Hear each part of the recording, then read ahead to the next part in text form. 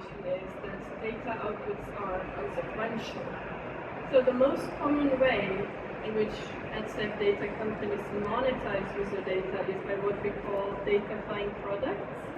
That means that they add various analytics or other data insights into some other primary service.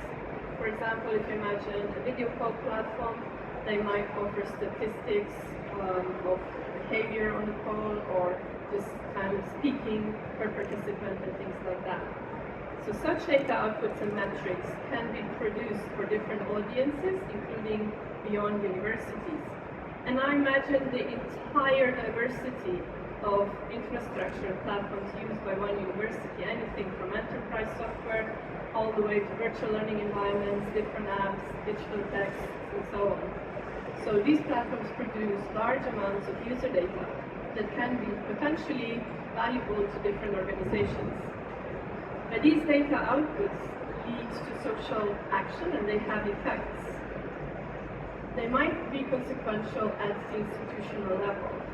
So for example, a university might intervene in a student's life based on predictive algorithmic score. But it might be to the detriment of the student. Or data outputs might be consequential at the commercial level. For example, the publisher may decide on which monographs to publish based on reading trends and courses.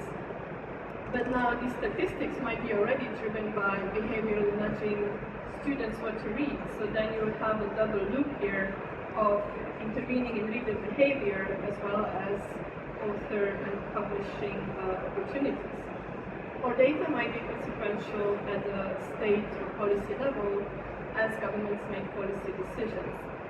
Now, these are just some examples. There are more, but they do point us to ask questions about the meaning of different data outputs. Data outputs are not neutral, they might be helpful. However, some also present risk and potential harm for individuals as well as groups.